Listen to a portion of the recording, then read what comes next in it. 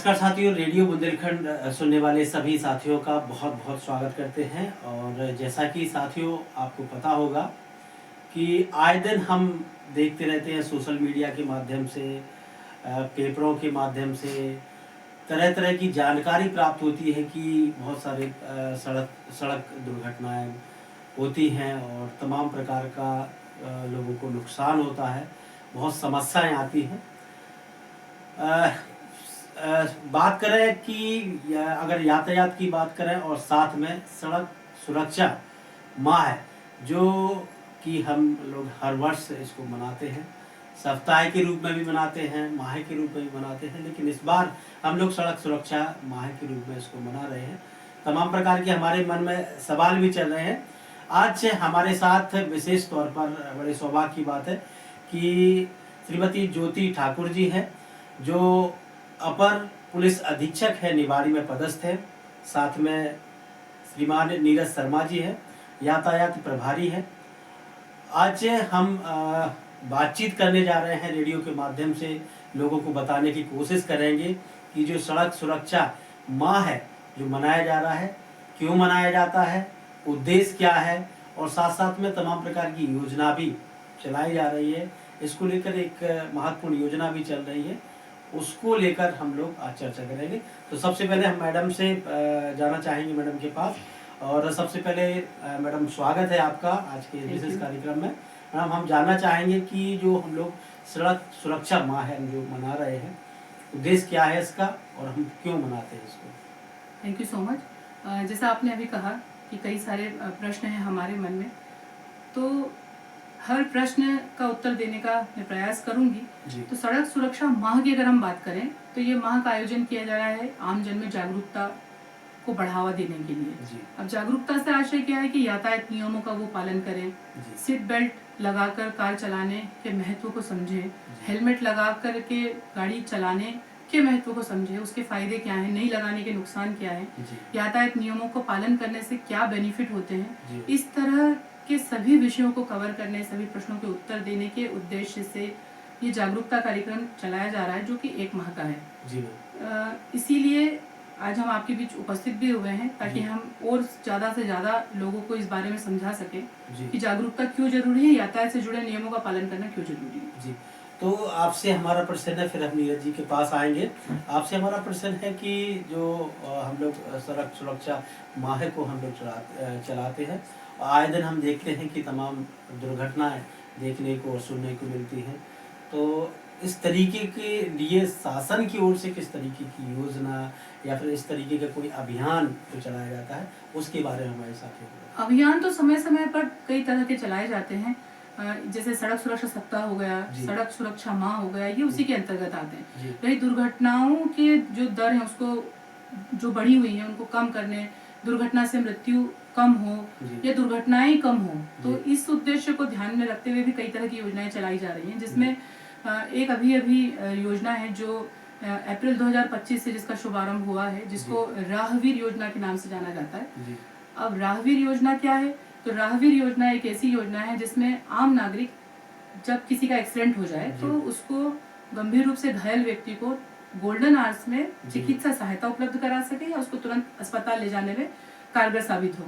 ऐसे व्यक्ति को राहवीर कहा गया है। और इसमें जो है प्रोत्साहन राशि और सर्टिफिकेट का भी प्रावधान है। अगर ऐसा राहवीर अपना योगदान देते हैं तो उनको 25,000 रुपया नगद पुरस्कार दिया जाएगा, साथ ही में सर्टिफिकेट भी उपलब्ध कराया जाएगा। राहवीर योजना जो है उसका मुख्य उद्देश्य ये है कि हमारे आसपास जो हम दुर्घटनाओं में वृद्धि देख रहे हैं, एक तो उसमें कमी लाना, घायलों दुर्घटना के कारण जो मृत्यु हो जाती है उस मृत्यु को कम करने का प्रयास करने के उद्देश्य से ही इस योजना को लाया गया है। जी, एक चीज और इसमें जानना चाहेंगे, क्योंकि हम देखते हैं कि पहले की बात करें तो लोग इस तरीके की अगर दुर्घटना सड़क पर होती थी तो उनको कहीं ना कहीं पुलिस को लेकर और जो कानून प्रक्रिया रहती है उसको लेकर तमाम प्रकार की मन में भय रहता था। आज इसको किस तरीके से सरलीकरण उसको किया गया है, इससे लोगों को कि मतलब इस राशि को लेने में मतलब हिचकिचाहट ना हो। बिल्कुल, आपका अच्छा प्रश्न है। देखिए, पहले ऐसा था कि जब कभी एक्सीडेंट में कोई व्यक्ति आकर मदद करना चाहे तो पुलिस, कोर्ट कचहरी, लिखा पढ़ी, कथन बयान, इन्हीं सभी प्रक्रियाओं में एक व्यक्ति इतना परेशान हो जाता था जी। कि वो किनारा करता था कि उसको नहीं करना किसी का जी। सहयोग। तो ऐसी स्थिति ना निर्मित हो, इसीलिए इस सभी प्रक्रियाओं से उनको उनकी सहमति के बिना नहीं उनको दबाव डाला जाएगा। जी। और राशि उपलब्ध कराने का मकसद भी यही है कि वो प्रोत्साहन उनको दिया जाए, जी। उनको ऐसा हो कॉन्फिडेंस कि हाँ हम जाएंगे तो प्रोत्साहन राशि तो मिलेगी मिलेगी, और जी। कोर्ट कचहरी और इन सभी चीज़ों से भी हमारी दूरी रहेगी। जी। तो निश्चित है कि इस प्रयास से सफलता मिलेगी कि हम दुर्घटना से संबंधित आंकड़ों को कम कर सकें जी। और साथ ही लोग मदद करने के लिए आगे आ सकें। जी। अब सर आपसे जानना चाहेंगे, चूंकि यातायात आप प्रभारी हो, तमाम प्रकार की आपके ऊपर यातायात से जुड़ी जिम्मेदारियां भी बहुत सारी रहती है। जानना चाहेंगे, अगर आंकड़ों की बात करें तो मध्य प्रदेश में किस तरीके के आंकड़े देखने को और सुनने को मिलते हैं? जी, प्रतिवर्ष सड़क दुर्घटनाओं में हमारे भारत में लगभग 1,90,000 तक डेथ होती है जी। और जिसमें हमारे मध्य प्रदेश का चौथा स्थान रहता है। जी। प्रति वर्ष हमारे यहाँ भी लगभग 14,000 डेथ प्रति वर्ष होती है एक्सीडेंट के मामले में। जी। तो उसको किस तरीके से सर इसको कम करने के लिए जो आंकड़े आप बता रहे हैं, उसको कम करने के लिए किस तरीके से प्रयास किया जा रहा है यातायात? इसमें दुर्घटनाओं पर नियंत्रण हेतु सबसे कारगर प्रयास पुलिस प्रशासन का यही है कि जागरूकता। हम जितनी ज़्यादा जागरूकता हमारे शहरी क्षेत्रों में और ज़्यादा से ज़्यादा ग्रामीण क्षेत्रों में जी। जागरूकता के माध्यम से यातायात नियमों के बारे में प्रचार प्रसार करें जी। और जिससे ज़्यादा से ज़्यादा सभी व्यक्ति यातायात नियमों का पालन करें और दुर्घटनाओं पर नियंत्रण हो सके। एक सवाल आता है, चूंकि ओरछा पर्यटन नगरी मानी जाती है और यहाँ पर हर माह हम लोग मेला जो लगता है या फिर बहुत सारे मेले भी लगाए जाते हैं, उस समय इसको लेकर, यातायात को लेकर और दुर्घटनाओं को कम करने को लेकर किस तरीके से प्रयास किया जाता है? सभी जब मेला होता है और अब देखा है कि ओरछा अच्छी एक पर्यटक अपनी धार्मिक नगरी है जिसमें प्रतिदिन हजारों लाखों की संख्या में श्रद्धालु आते हैं, तो अपना प्रयास यही रहता है, जागरूकता के माध्यम से प्रयास रहता है अपने यातायात एवं पुलिस के स्टाफ के द्वारा इस तरीके से जागरूक किया जाता है कि उनको नियमों के बारे में अपन अवगत कराएं, फ्लैक्स एवं पोस्टर के माध्यम से, कभी कभी छोटी छोटी रैलियां, यातायात जागरूकता रैलियां सब आयोजित करते हैं, इससे व्यक्ति ज्यादा से ज्यादा जागरूक हो और यातायात नियमों का पालन करे। जी मैम, आपसे जानना चाहेंगे, जब राहगीर योजना की हम लोग बात कर रहे हैं तो उसमें जो प्रोत्साहन राशि दी जाती है और साथ में आपने भी अभी कहा है कि राज्य स्तर पर और फिर केंद्र स्तर पर इसको राशि को प्रोत्साहन राशि दी जाती है, किस तरीके से चुनाव इसका किया जाता है, किस तरीके से उनको दी जाती है? तो देखिए, जहाँ तक बात है क्या प्रक्रिया रहेगी, तो जो राहगीर है अगर वो पुलिस के पास आकर के बताते हैं कि उनके द्वारा इस तरह की सहायता उपलब्ध कराई गई है, तो पुलिस का काम रहेगा, जो संबंधित डॉक्टर हैं उनसे पूरे प्रकरण की डिटेल लेना, किस तरह की चोट थी, क्या था, फोन नंबर, और जो राहगीर आया है उसकी पूरी डिटेल, और डॉक्टर से सत्यापन कि पूरा घटनाक्रम कैसा था, चोट कैसी थी, वो एक सर्टिफिकेट उपलब्ध कराएंगे डिटेल के साथ में। उसके बाद पुलिस का जो रहेगा प्रक्रिया कि पुलिस संबंधित विभाग को, जिसमें डीएम साहब की अध्यक्षता में जो टीम गठित की गई है, उसमें आरटीओ भी रहेंगे, आरटीओ साहब रहेंगे, उसमें सीएमएचओ भी रहेंगे, तो इस तरह के 3-4 वरिष्ठ अधिकारी उसमें कमेटी में रहेंगे। तो प्रकरण को बना करके उन तक पहुंचाना, फिर उनके जो डिटेल हम ले रहे हैं उसमें उनके अकाउंट नंबर वगैरह भी रहेंगे, और पूरी तरह से संतुष्ट हो जाए, सत्यापन के बाद उनके खाते में वो राशि ऑनलाइन जमा कर दी जाएगी। और मैम, अगर बात करें जैसे मोटरसाइकिल से भी दुर्घटनाएं होती हैं, बस से भी होती हैं, गाड़ियों से भी होती हैं, बड़ी वाहनों से भी होती हैं, उस समय किस तरीके का प्रावधान है इसमें? देखिए, इसीलिए इसमें एक चीज विशेष रूप से मेंशन की गई है कि किसी का एक्सीडेंट होता है जी, तो उसके घायल व्यक्ति की चोट की प्रकृति किस तरह की है, जितनी ज्यादा गंभीर, जैसे स्पाइनल में कोई चोट हो गया, हेड इंजरी हो गई, या फिर वो इतना घायल हो गया कि हॉस्पिटल ले जाने के बाद अगर उसकी मृत्यु भी हो गई, तो भी इन तीनों कैटेगरी में जो घायल है उसी के आधार पे आगे की जो कार्रवाई है वो की जाएगी। इसके अलावा अब बात ये आती है कि हो सकता है सुनने के बाद किसी के मन में ये प्रश्न आता आए कि एक व्यक्ति को या 2-3 व्यक्तियों को बचाने में 4 या 5 लोगों की भागीदारी रही तो फिर राशि का क्या होगा। तो उस स्थिति में भी यही होगा कि अगर किसी घायल व्यक्ति को ले जाने में 4 से 5 लोगों का योगदान रहा तो वो राशि जो है वो समान रूप से बांट दी जाएगी।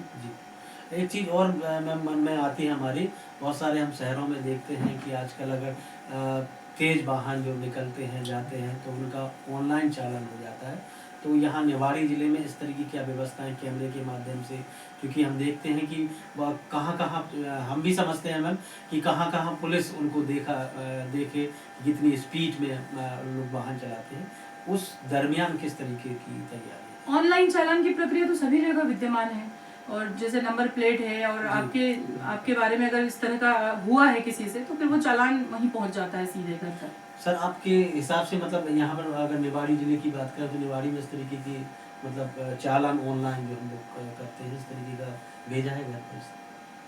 जी, ऑनलाइन चालान निवाड़ी जिले में भी अपनी ये सुविधा है कि जैसे कोई ओवर स्पीडिंग करता है, बिना हेलमेट जाता है या ओवर सवारी जो भर के जाते हैं, तो अपनी पीओएस मशीन के माध्यम से उनका ऑनलाइन चालान किया जाता है, और इनके द्वारा जमा ना किए जाने पर फिर अपन लिखित में इनको नोटिस देते हैं कि आप चालान जमा करें, और ये प्रोसेस अपने यहाँ चालू है निवाड़ी जिले में। अच्छा, तो इसको और सरलीकरण करने के लिए जैसे कैमरा जगह जगह मैम लगे हुए हैं, तो इसको भी मतलब नोटिस किया जाता है कि कैमरे तो सभी जगह अपने निवाड़ी ओरछा सभी जगह लगे पूरे जिले में। जी, और इसके बाद मैम बस आखिरी हमारा सवाल है, चूँकि सड़क दुर्घटना को लेकर हम लोग बात कर रहे हैं, डेथ का आंकड़ा भी हम लोग देखते हैं, आप चलते चलते हमारे साथियों को क्या इसमें संदेश आप देना चाहती हैं कि इसको हम किस तरीके से सड़क सुरक्षा नियमों को किस तरीके से हम लोग यातायात नियम? हाँ, बिल्कुल सही बात कही आपने।